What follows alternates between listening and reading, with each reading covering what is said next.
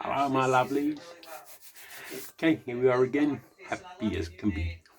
I've warmed up, so I'm just gonna do a couple of normal sets. Now I'm gonna go into my intensity sessions.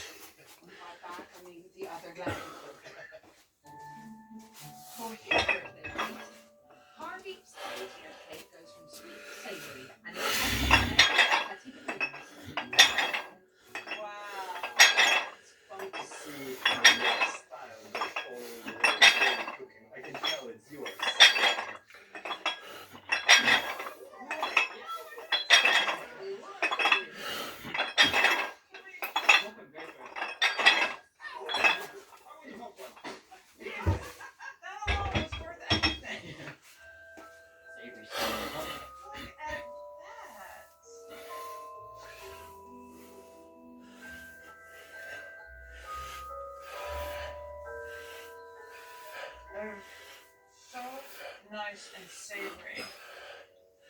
I think the scones are really delicious, but I'd like to see them more filling and less bread. Middle tier is parsnip, pink pepper. Okay, go and do my straps. Back in the mood. Okay, I'm back. Okay, done my things, done my straps. My wrists are hurting. I broke them many years ago, and every now and again they suffer. So I put some support on to continue. Okay, so I'm going to do one more normal set of biceps. Go back and do my straps, and then I'll go into the intense sessions, mixed in with some cardio and some stretching and some squats, obviously.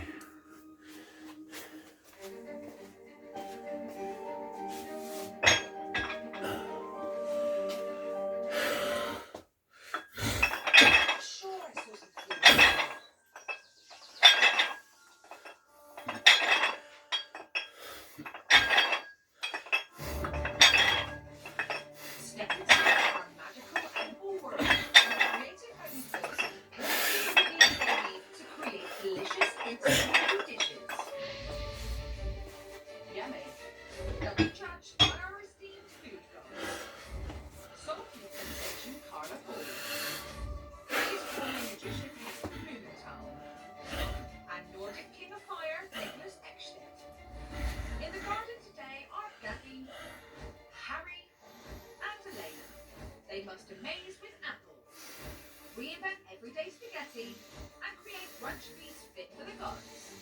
The winning cook will take home the coveted golden apple. I'm Jade Adams, and this is Crazy Delicious.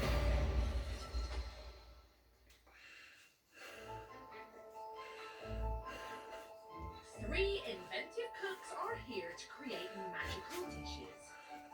I've been cooking most of my life. I think I did a croque bouche when I was 13. I've had quite a scientific upbringing. I like shapes, so I work a lot with circles, ellipses, crescents. I'm very into the science behind cooking. I've watched Heston on TV for years, so the opportunity to actually cook for one of my kind of food idols is really exciting. I'm from a big Italian family. I think that's where my passion for food has come from. Learning to cook my first pasta sauce with my mum when I was about 7 or 8.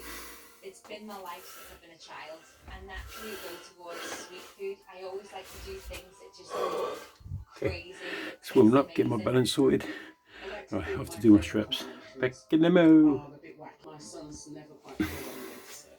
He has Asperger's, and he is the most amazing man. We talk about food, and we're inventive together. The things I've done in my life have been to really push myself. So I'm not scared of a challenge, not at all. The cooks will compete over 3 rounds. In the first, they must create an incredible dish that celebrates one chosen ingredient.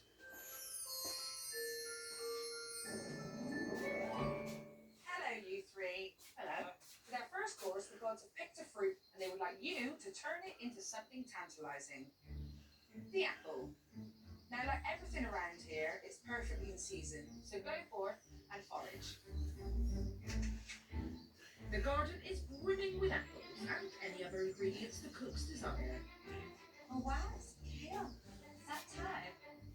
There's olive oil trees, edible moss, and even a Prosecco waterfall. The cooks can gather whatever they need, but it's up to them to make sure the apples shine. Oh look, I think these are Granny Smiths. Take some of them as well. One thing with the apple is that it's always there. Yeah. You always have it in your house or in your bag. Yeah. How do you get creative with that? I'd like to see all of these cooks use apples in different forms. So you could have raw and macerated, for example, Yeah. or even pickled, or dried, or caramelized, or poached. There's so many different ways to get the apple in, and I think seeing how they use it can be very telling about the cook. Bring on the apples! Everyone got their apples? Yeah. Fantastic. You now have 2 hours to turn them from golden delicious into crazy delicious. Your time starts now. Each round is against the clock and there's everything to cook for. Whoever makes the best apple dish will get a crucial extra 10 minutes for their next course. I'll make a I'm combination. gonna be authentic with some cotton candy and really fresh sharp apple.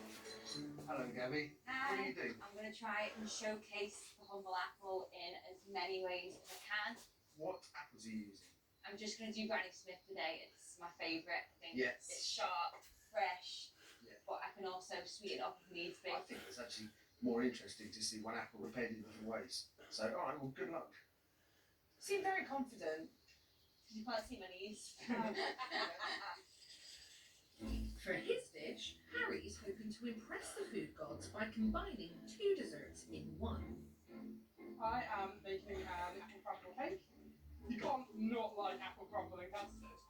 The idea is that when you cut into it, it should get more green as you go towards the centre of the cake.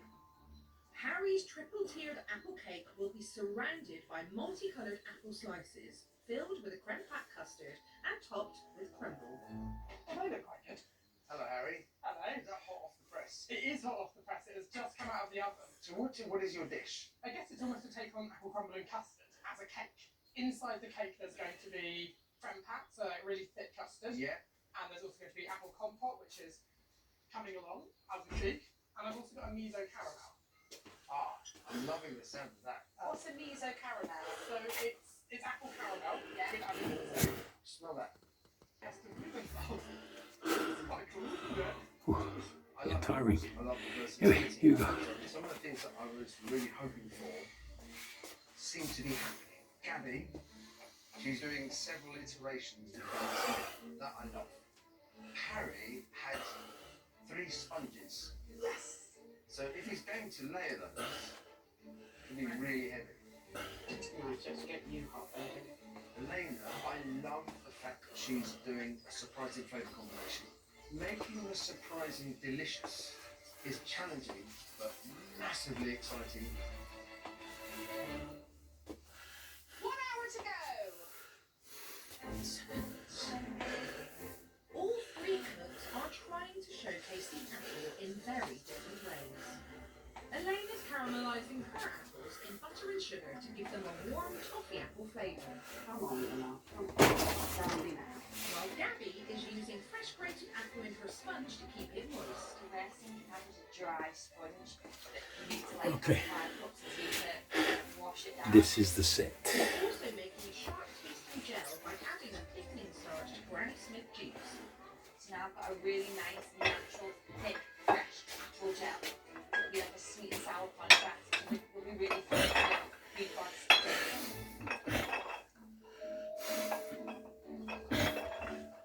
To add more height to his cake, he is going for a sturdy creme pat filling. Getting the perfect texture is all about using the wrong amount of flour. What have we got here then? Is this a spoon with your name on it? It is a spoon with my name on it. It's adorable. Elena's onto her surprise filling, combining her flat pudding blood sausage with caramel. Once frozen, these balls will form the savoury centre of her dessert. I need to get on with I'm gonna go on to making the chocolate now for my domes. We'll make an extras, just to be sure. Hurry up, guys. 30 minutes to go. The creme pat's looking a bit lumpy at the moment, but Okay, last set of my straps back in the mirror. Okay, I'm back, rap fans. Harry's apple Here you go. cake has 3 layers of sponge filled with creme patissiere, apple compote, and miso caramel. Wow. So this is my apple crumble cake. Good luck. Initially, it's beautiful. It's big. Oh, I make big cakes. Here you go, honey.